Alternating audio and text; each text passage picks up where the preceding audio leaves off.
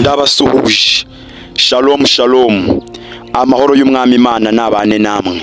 Uyu munsi tugiye kurebera hamwe igisobanuro nyakuri cy'izina amatorero ya Gikristo akunze gukoresha iyo basenga, iyo babwiriza, iyo bigisha ijambo ry'Imana riboneka muri Bibiliya.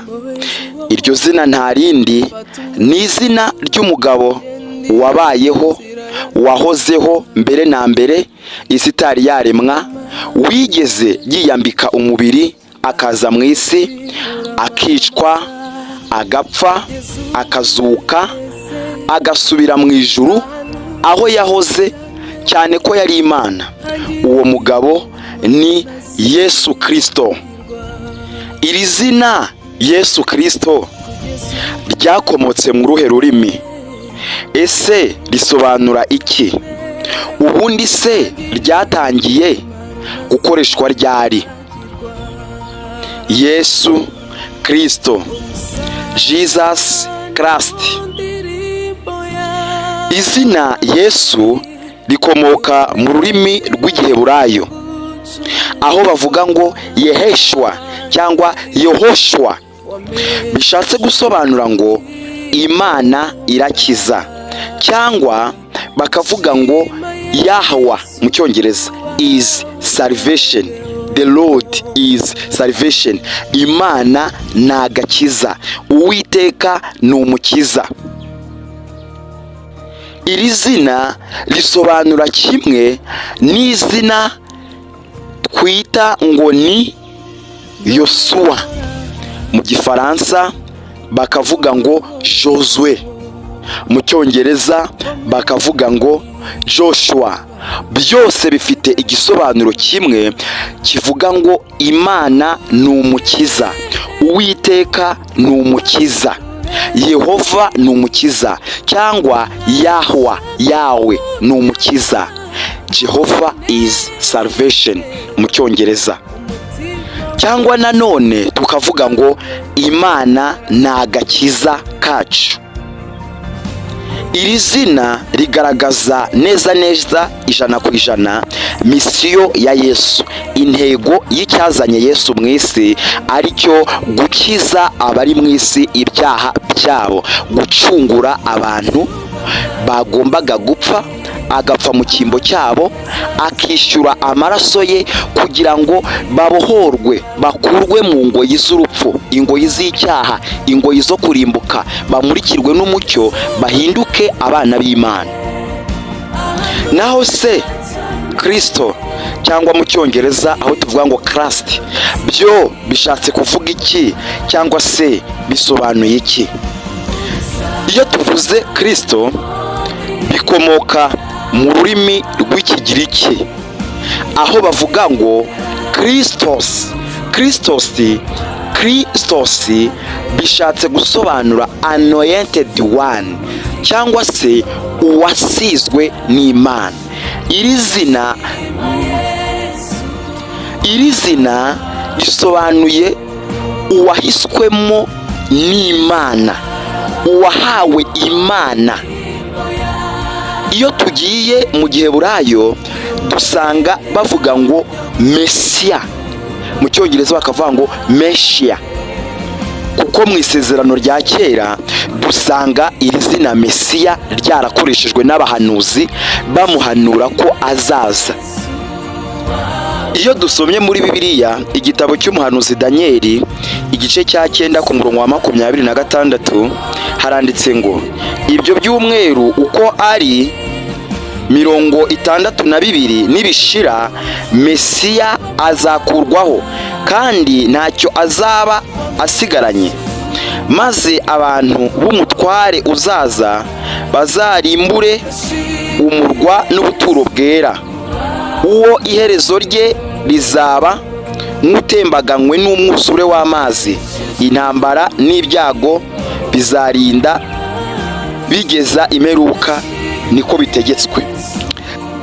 Ndetse iyo tuje mu isezerano rishya dusanga iri zina Mesiya ryarakoreshejwe n'umwe mu banditse ubutumwa bwiza witwa witwa Yohana. Yohana mu gice cye cya mbere ku murongo wa 41 yaranditse ngo, abanza kubona mwene se Simoni aramubwira ati, twabonye Mesiya, risobanurwa ngo Kristo. Nk'uko nabigarutseho, iyo tugiye mu Kigiriki dusanga Kristo bifite igisobanuro kimwe na Mesiya, usibye ko bimwe biri mu Kigiriki ibindi bikaba biri mu Giheburayo. Byose bisobanuye uwasizwe, anointed one. Ndetse twareba Yohana igice cya 4 ku murongo wa 25, Bibiliya ikavuga ngo, umugore aramubwira ati, nzi yuko Mesiya azaza, ari we Kristo, kandi ubwo azaza azatubwira byose. Iri zina rero Mesiya ryakoreshejwe mu isezerano rya kera nk'uko tubisomye muri Daniel, ndetse no mu isezerano rishya riragaruka nk'uko tubisomye mu butumwa bwiza bwa Yesu Kristo uko bwanditswe na Yohana. byari bishaka kwerekana ko Yesu ari we mwuzuro w'ubuhanuzi bwahanuwe mu isezerano rya kera. Tubiteranije, Yesu Kristo byaba bivuze ngo uwasizwe n'Imana ngazanire abantu agakiza. Iyo dusomye ijambo ry'Imana mu gitabo cy'umuhanuzi Yesaya igice cya 61 ku murongo wa mbere, reka bariho dusoma honyine, haranditse ngo, umwuka w'Umwami Imana ari kuri njye, kuko Uwiteka yansize amavuta ngo mbwirize abagwaneza ubutumwa bwiza. Yantumye kuvura abafite imvune mu mitima, no kumenyesha imbohe ko zibohowe, no gukingurira abari mu nzu y'imbohe.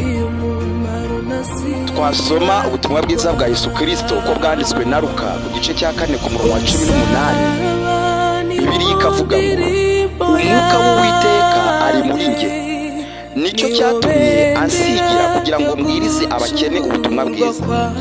Yantumye kumenyesha imbohe ko zibohorwa, n'impumyi ko zihumuka, no kubohora ibisenzegeri.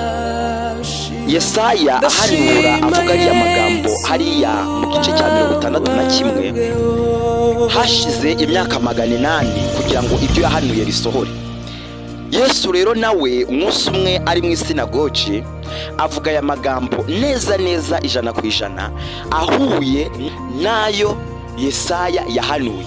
Ni ukuvuga ngo yaraje gushimangira ko ibyo ubuhanuzi bw'isezerano rya kera byavuze cyangwa bwavuze byose byavugaga we, ko ari we uje kubyuzuza ndetse no kubisohoza. Nawe rero yashimangiye ko ari Mesiya, kuko yaravuze ngo umwuka w'Uwiteka ari kuri njye, yansigiye. Kandi izina Mesiya cyangwa Kristo bishatse gusobanura ngo uwasizwe. Ngayo nguko iki nicyo gisobanuro cy'izina Yesu Kristo. Murakoze. Jye mwumvaga ni Imana irumva Dieudonné. Haramutse hari igitekerezo mufite, ikibazo cyangwa inyunganizi, mwatwandikira muri comment cyangwa mukaduhamagara, nanone mukamwanatwandikira kuri nomero yacu ya WhatsApp ariyo 0759 Amahoro y'Umwami Imana akomeza aganze mu mitima yanyu mu izina rya Yesu Kristo.